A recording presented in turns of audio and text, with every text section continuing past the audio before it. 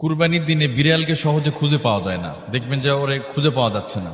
এর কিছু ব্যাখ্যা থাকতে পারে। আবার বিড়াল দেখবেন, এই বিড়াল যে ঘরে থাকে বা যেই বাড়িতে থাকে, রাতের বেলা বিড়ালে কান্নার আওয়াজ যখন আসবে বুঝবেন কিছু লক্ষণ আছে এর ভিতরে। কারণ বিড়াল মানুষের খুব কাছাকাছি বসবাস করতে ভালোবাসে, আর যেই বাড়িতে বিড়াল থাকে এটাও ভালো লক্ষণ। বিড়াল বিশেষ করে একটা জিনিস বেশি ভয় করে, রক্ত দেখতে পায় না। কুরবানি পশু জবাইয়ের আশপাশে দেখবেন বিড়ালকে সহজে পাবেন, কুকুর পাবেন কিন্তু বিড়ালকে পাওয়া যায় না।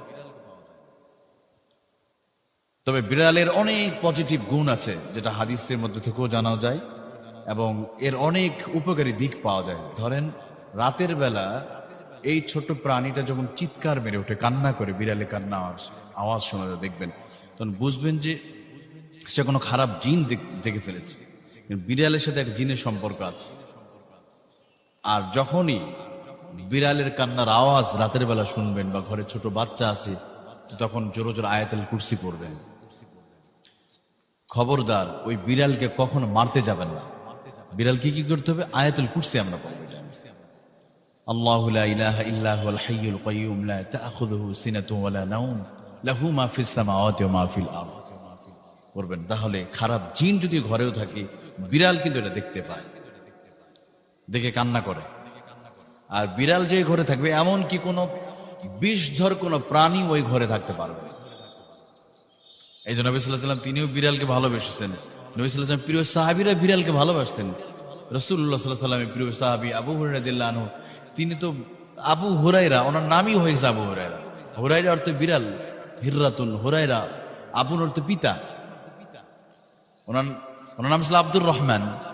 কিন্তু বিড়ালকে এত ভালোবাসতেন, একটা অনুষ্ঠানে তিনি জামার আস্তিনের সাথে বিড়ালের বাচ্চা নিয়ে চলে আসতেন। নবী সাল্লাল্লাহু আলাইহি ওয়াসাল্লাম তখন বললেন যে, ও বিড়াল ছানার পিতা আবু হুরায়রা, ও আবা হুরায়রা। তা আবু হুরায়রা রাদিয়াল্লাহু আনহু কথাটা এত ভালো লেগেছে, নবী সাল্লাল্লাহু আলাইহি ওয়াসাল্লামের জবান দিয়ে যেহেতু বের হয়েছে, এরপর তো তিনি ওই নামটাকে এত পছন্দ করেছেন, এটাই প্রসিদ্ধ হয়। সুবহানাল্লাহ। এই জন্য দেখবেন অধিকাংশ হাদিস বর্ণনা করেছে, 5945টা হাদিস বর্ণনা করেছে আবু হুরায়রা রাদিয়াল্লাহু আনহু। দেখবেন যে ওয়ান আবি হুরায়রা রাদিয়াল্লাহু আনহু قال ওয়ান আবি হুরায়রা রাদিয়াল্লাহু আনহু قال قال রাসূলুল্লাহ সাল্লাল্লাহু আলাইহি ওয়াসাল্লাম। যখন হাদিসে ইবারাতুন পড়ে দেখবেন আবু হুরায়রার হাদিস সবচেয়ে বেশি।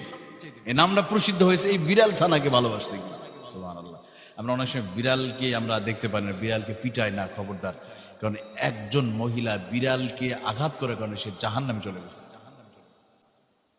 আবার আরেকজন মহিলা বিড়ালকে ভালোবাসার কারণে সে জান্নাতে চলে গেছে। সুবহানাল্লাহ। নবী সাল্লাল্লাহু আলাইহি ওয়াসাল্লাম উনি স্পষ্ট করে বলেছেন যে ওই মহিলা বিড়ালকে আটকে রেখেছিল, খাবার দেয় নাই, বের হতে দেয় নাই।